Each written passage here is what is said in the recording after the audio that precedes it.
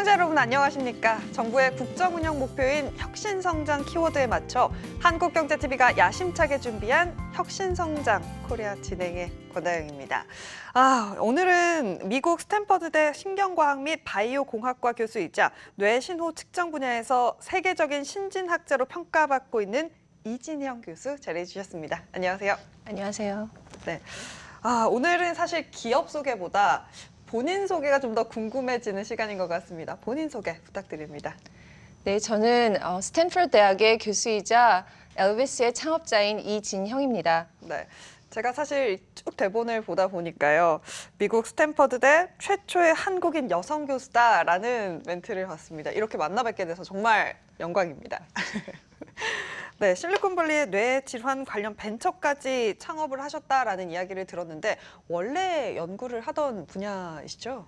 네, 제 연구의 기본 목표는 전자회로를 우리가 쉽게 고치듯 뇌회로를 고칠 수 있도록 하는 것이 목표이고 그것을 환자들에게 직접 적용할 수 있게 하는 것이 제 벤처 엘비스의 목표입니다.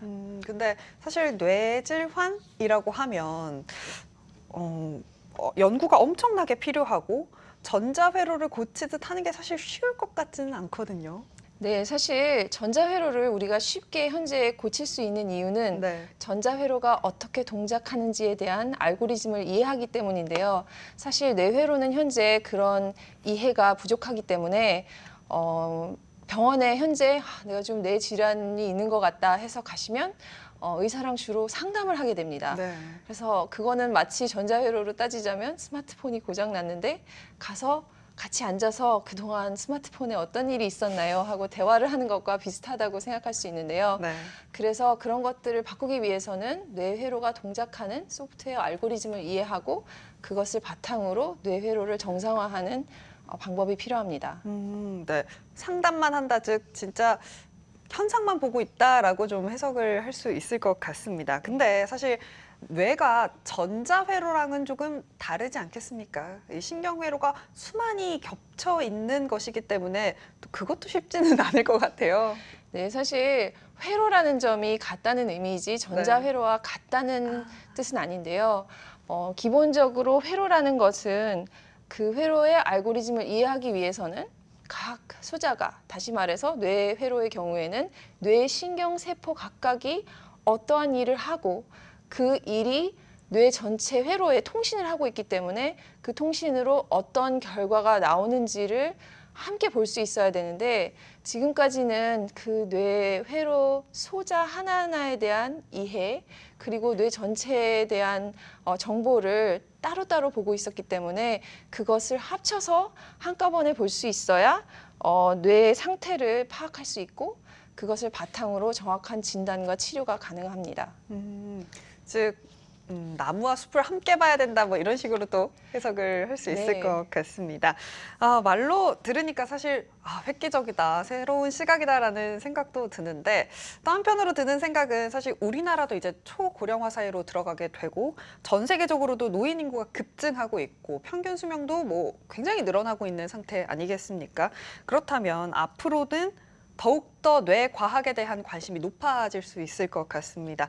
앞으로 더 큰 기여를 하실 수 있지 않을까라는 생각도 듭니다. 네, 사실 뇌 관련해서는 우리가 다른 의학 분야에 많은 발전을 이루었기 때문에 사실 심각한 고령화가 오고 있는데 네. 뇌 관련된 분야에서는 발전이 상대적으로 더뎠기 때문에 고령화로 인한 퇴행성 뇌질환 또 가족 관계의 변화로 인해서 고립이 많아지면서 그거에 따른 정신질환의 증가 이런 것으로 인해서 뇌질환이 상당히 빠른 속도로 증가하고 있습니다. 그래서 그게 증가하는 것이 각 개인과 환자들에 대한 아픔과 부담을 증대시키는 것뿐만 아니라 사회 전체에 경제적으로 너무 큰 부담을 안겨주고 있기 때문에 사실 지금 솔루션을 만들지 않으면 경제적으로 사회적으로 서포트를 할 수 없는 상황에 가고 있는 실정입니다. 맞습니다. 다행인 것은 많은 지금까지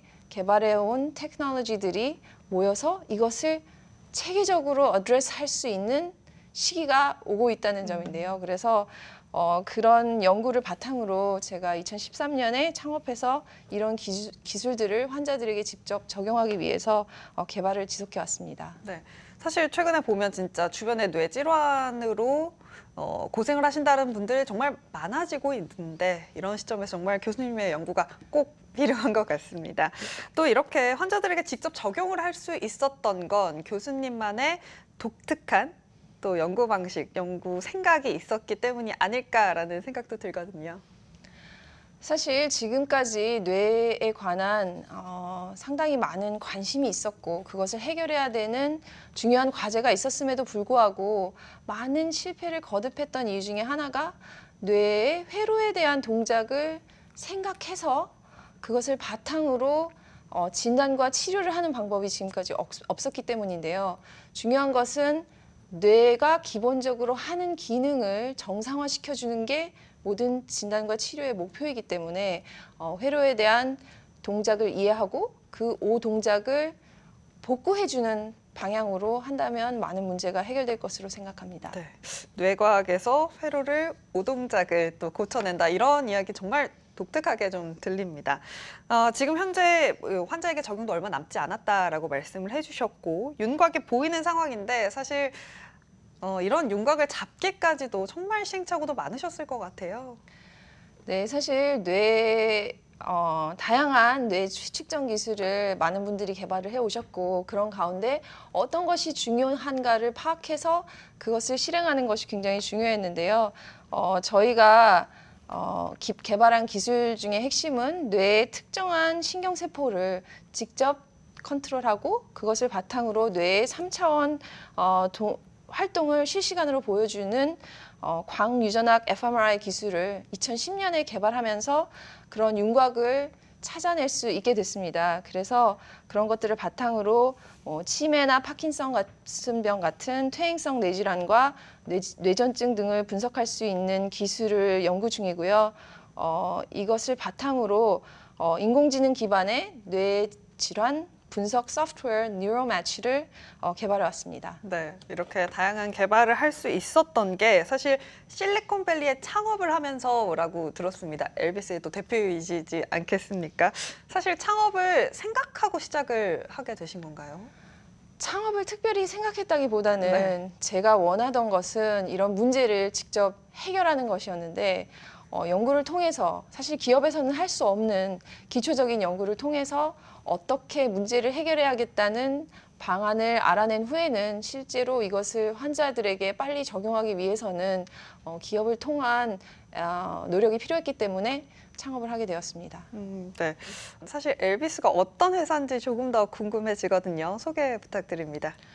아까 말씀드린 것처럼 지금은 현재 병원에 가시면 환자와 의사가 상담을 하는 방법으로 무엇이 잘못됐는지를 알아내는데요. 정확하게 문제가 무엇인지 모르면 해결하기가 어렵죠. 그래서 저희가 개발한 NeuroMatch라는 소프트웨어를 통해서 의사가 정확하게 환자에게 맞춤형으로 각 환자의 뇌에 어떠한 이상이 있고 그것을 어떠한 방법으로 치료를 하면 되는지를 알려주는 소프트웨어를 만드는 회사입니다. 네, 현상을 넘어서 그 원인까지 찾아내는 소프트웨어를 만들고 있다라고 네. 정리를 할 수 있을 것 같습니다. 사실 우리나라로 좀 이야기를 끌고 오자면 사실 우리나라는 대학을 가는 이유가 취업을 하기 위해서다. 이게 무슨 공식처럼 이루어져 있는데 반대로 미국에서는 창업을 하기 위해서 뭐 대학을 간다 이런 이야기도 있더라고요. 진짠가 봐요, 그게. 창업을 하기 위해서 네. 대학을 간다기보다는 네. 뭔가 대학 교육을 자기가 하고자 하는 일을 하기 위해서 필요한 것을 배우는 역할로 생각하지 대학을 가서 그것을 통해서 특정 직업을 위한 단계를 완수한다 이런 의미가 아니라고 생각하시면 될 것 같습니다. 하고자 하는 일을 한다. 이게 정말 키포인트가 좀 될 수 있을 것 같습니다. 대학의 의미이기도 할 것 같은데 그렇다면 미국 대학에서는 하고자 하는 일, 창업이 된다면 그것에 대한 지원도 좀 있을까요?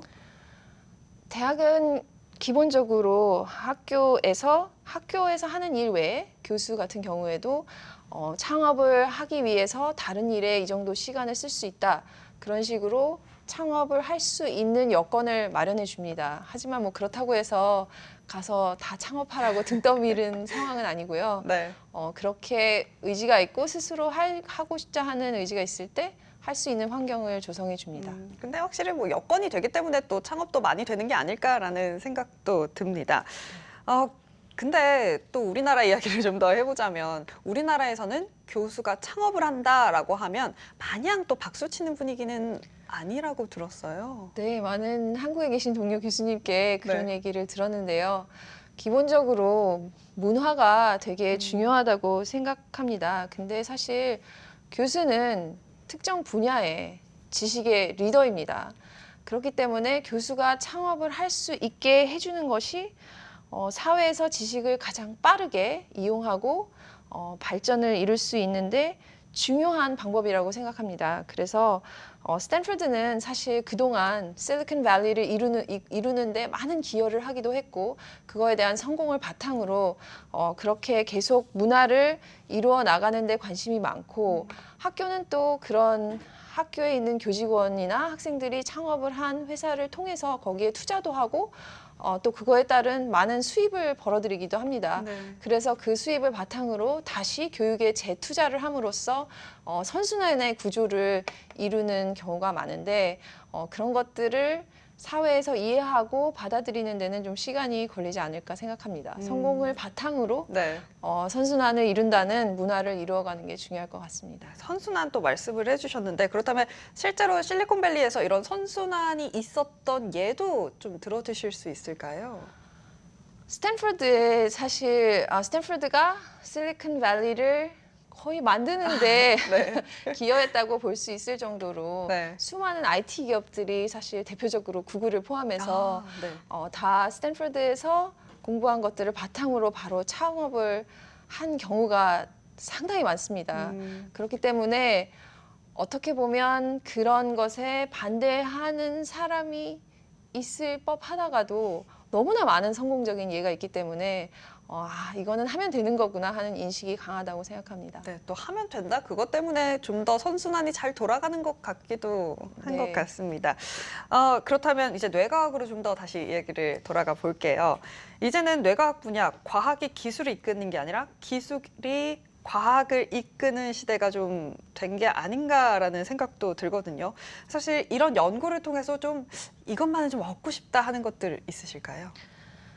사실 뇌과학이 지금까지 발전이 더디었고 아직 모르는 게 너무 많은 많습니다. 상황에 있었던 가장 중요한 이유는 기술이 부족했기 때문에 그 기술로 볼 수 있는 것만 보면서 문제를 해결하고자 했던 것이 문제인데요. 사실 이제는 그 상황이 많이 바뀌어서 그런 기술들이 가능한 시대가 되었고 또 그거에 맞추어서 또 다른 문제는 과학계는 기본적으로 단기 성과에 대한 집착을 하는 그런 문화가 많이 형성되어 있기 때문에 이런 기술의 발전과 더불어서 그러한 집착을 버리고 뇌회로에 대한 체계적인 이해를 바탕으로 질병 등에 관한 문제를 해결해 나가야 한다고 생각합니다. 질병에 대한 문제 얘기를 해주셨습니다. 저희가 좀 기술 얘기를 하니까 원래는 전기공학을 전공을 하셨다라고 들었어요. 근데 전기공학을 전공하고 뇌과학자가 되는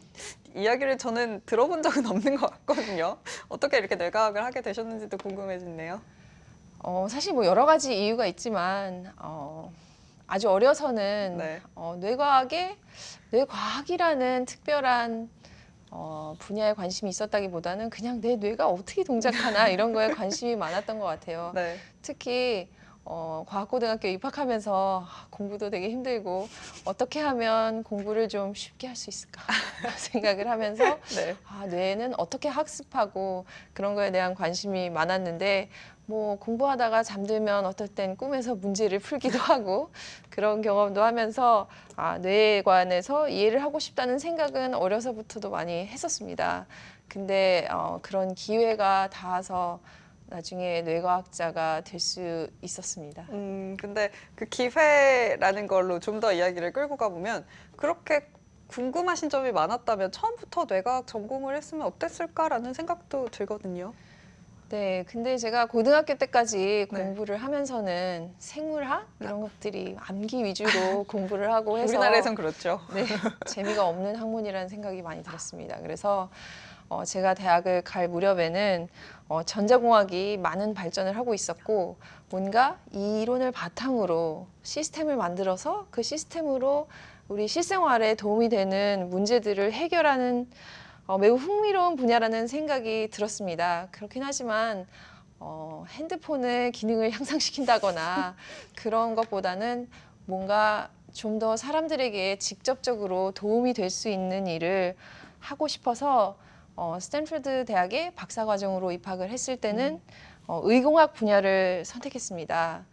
그런데 제가 박사를 막 졸업할 무렵에 외할머니께서 저를 아주 많이 아껴주시는 외할머니였는데 뇌졸중으로 쓰러지시는 게 결정적인 계기가 돼서 제가 뇌과학에 직접 뛰어들게 됐습니다.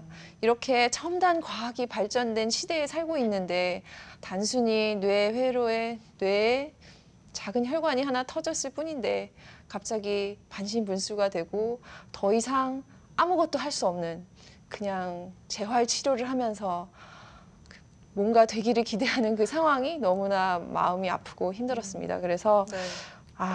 이거는 좀 내가 직접 뛰어들어서 뭔가를 하고 싶다는 생각을 하고 있었던 차에 뇌과학에 관한 어떤 세미나를 가서 듣는 중에 아이디어가 떠올랐습니다. 근데 그 아이디어는 공교롭게도 그게 제가 생물학자였으면 떠오르지 않았을 만한 제가 전자공학자였기 때문에 할 수 있는 아이디어가 떠올라서 그 일에 직접 뛰어들 수 있게 되었습니다. 네, 진짜 말 그대로 전자공학자였고 시스템적으로 생각할 수 있는 그런 로직이 있었기 때문에 지금 이런 연구 결과가 나온 게 아닌가라는 생각도 듭니다. 근데 들어보니까 엘비스 한국 법인도 있다고 들었습니다. 한국 법인을 세우신 이유도 좀 궁금해지거든요. 한국 법인을 세우게 된 계기는 여러 가지가 있는데요. 첫째는 한국에 훌륭한 인재가 많기 때문에 직접 한국에 있는 인재들을 고용하기도 하고 또 한국에 계신 의사 선생님과 같이 협업을 통해서 제가 원했던 가장 중요한 이유는 한국 환자들에게 보다 빨리 도움을 줄 수 있도록 하기 위함이었습니다. 네. 근데 한국에서도 지금 법인이 있으시고 실리콘밸리에서도 창업을 하셨기 때문에 또 궁금해지는 점이 한국에서 사실 창업해서 일하기가 쉽지 않은데 실리콘밸리랑 좀 비교를 한다면 어떤가요? 창업이라는 것은 네. 사실 무에서 유를 창조하는 거기 때문에 실리콘밸리가 됐건 한국이 됐건 그렇게 쉬운 일은 아닙니다. 그렇지만 기본적으로 문화적으로 이거는 되는 거다 해서 모두가 도와주려고 하는 문화가 형성되어 있는 것과 그렇지 않은 것에서 차이가 많이 발생한다고 생각이 드는데요. 회사를 설립하면서 회사에 통장을 하나 만들고 거기에 신용카드를 하나 만드는데도 너무나 많은 서류와 절차가 복잡해서 이거 못하겠다라는 생각이 들 정도로 복잡한 경우도 있었고 네. 신용카드 같은 것을 만드는 데 있어서도 2장 합쳐서 월 200만 원 한도를 주시고 진짜요? 이거는 뭐 어떻게 해도 바꿀 수가 없다 이런 불필요한 장벽이 많이 있는 것을 느꼈습니다. 네. 그런 것들을 좀 더 안 그래도 어려운 창업을 하는 분들에게 좀 더 좋은 성과를 낼 수 있는 분위기와 환경을 조성해 주는 것이 중요하다고 생각합니다. 네, 문화에서 비롯된 제도적 한계라고 좀 정리를 할 수 있을 것 같은데 그러면 제도적 한계 외에 좀 지원되는 것들도 저는 있다고 들었거든요. 벤처 네. 지원 측면에서는 어떤 차이가 있나요? 네, 벤처를 지원해 주시려는 노력과 그런 것이 다 굉장히 중요하다고 생각하는데 네. 사실 중요한 포커스로 생각해야 될 게 벤처가 성공을 하려면 가장 중요한 것이 고급 인재를 모셔올 수 있어야 되는데 고급 인재를 모셔오려면 많은 임금을 줘야 되는 경우도 있고 경쟁력 있는 인재를 모으는데 도움이 되는 환경을 조성해 주는 것이 그런 제도를 확립하는 것이 굉장히 중요하다고 생각합니다.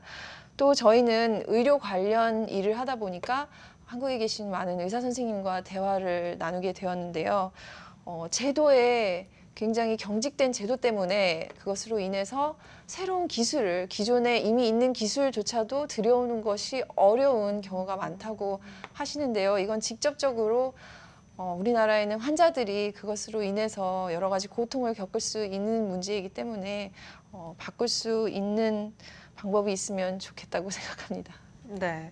그렇다면 사실 한국에서 이렇게 일을 하면서 이전만큼은 꼭 보완이 됐으면 좋겠다 하는 거를 한 가지만 꼽는다면 뭐가 있을까요? 뭔가 네. 그 많은 혁신의 핵심이 지금 현재 일어나는 많은 혁신의 핵심이 정보를 통한 혁신입니다.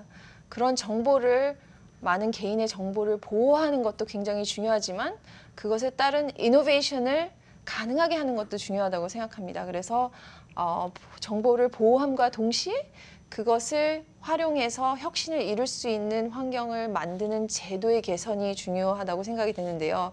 그 제도들은 각 기업이 바꿀 수 있는 것이 아니라 정책적으로 도움을 받아야 가능한 일인데 그런 환경을 조성함으로써 그런 혁신을 이루고자 하는 많은 인재와 기업들이 한국을 찾는 그런 환경이 되었으면 좋겠습니다. 네, 제도적으로 좀 기반이 깔렸으면 좋겠다라는 말씀을 주셨습니다. 제가 앞서서 말씀드렸던 게 스탠퍼드에서 최초의 한국인 여성 교수라고 말씀을 해주셨는데 사실 미국에서 동양인 여자가 일하는 건 쉽지 않았을 것 같아요. 그런 부분도 좀 이야기 들을 수 있을까요? 네, 사실 어려운 점이 없었다고 하면 거짓말일 텐데 네. 어떠한 상황에서도 스타트업이 새로운 기술을 가지고 세상에 도전하는 것이 어렵듯이 동양인 여자가 네. 갑자기 미국에서 뭔가를 하는데도 편견이나 여러 가지 환경적 요인으로 인해서 어려운 점이 많았는데요. 그런 어려운 점은 제가 이제 사회에서 자리를 잡으면서 제 후배들에게는 고치고 도와주고 싶은 부분이지만 그런 어려움에 맞섰을 때 포기하지 않고 목표하는 바를 위해서 대의를 위해서 열심히 해나가는 것도 중요하다고 생각합니다. 네, 대의를 위해서 열심히 해나간다. 이거 참 말로는 쉬운데 사실 부딪혔을 때는 굉장히 힘드셨을 것 같거든요. 좀 네. 예를 들어서 내가 동양인 여자라서 이렇게 힘든가 싶었던 일도 있을까요? 당연히 동양인 여자이기 때문에 제가 사실 학생일 때는 네. 그런 일이 훨씬 적었는데 좀 더 사회에서 높은 위치에 올라갈수록 glass ceiling이라고 하죠. 그런 것들이 굉장히 분명하게 있고 드러내놓고 말로 하지 않는 차별로 인해서 상당히 마음고생도 많이 하고 사실은 그런 차별이 존재한다는 것도 알지 못하는 상태에서 그런 일들을 접했을 때 이거는 왜 이런가 스스로 고민을 많이 하게 되는데 제가 하고 싶은 일 중에 하나는 그런 것들에 대한 것을 후배들에게 나눠주고 그런 일들을 덜 겪게 네. 하고 실제로 그런 일들이 계속 있다고 하더라도 왜 그런지를 이해하는 것만으로도 본인에게는 상당히 많은 도움이 된다고 생각합니다. 그래서 여성이 스스로 여성이니건 아니면 동양인이건 이런 차별을 받을 수 있는 위치에 있는 상황에서 스스로 내가 차별을 받으니까 그냥 이걸 다 바꿔라 이렇다기보다는 제가 각자 스스로 노력하면서 그 노력으로 인해서 인정을 받고 또 정말 동양인 여자라서 이게 좀 잘 안 될 것 같았지만 정말 잘하고 존중을 해줘야겠구나 하는 리스펙트를 네. 얻는 사람이 되고 싶습니다. 한 가지 또 궁금해지는 게 실리콘밸리에 사실 교수님뿐만 아니라 다른 한국인들도 꽤나 계실 것 같아요. 거기 계신 한국인 분들은 어떻게 일하는지도 좀 궁금하거든요. 상당히 숫자가 적었지만 지금 많은 한국의 중요한 인재들이 실리콘밸리에 또 미국에 진출을 하면서 커뮤니티가 형성되고 우리나라 사람 중에도 이렇게 훌륭한 사람들이 많구나 하는 분위기가 조성되어 가고 있습니다. 그게 굉장히 바람직하다고 생각하는데요.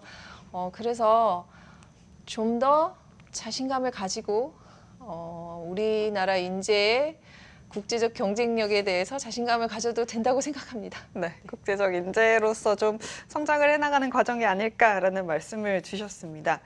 저희 프로그램 이름이 혁신성장 코리아입니다. 근데 지금 교수님께서 하고 계신 일이 혁신성장처럼 저는 들리지만 교수님이 직접 생각하시는 혁신성장이란 무엇인지 좀 말씀 부탁드립니다.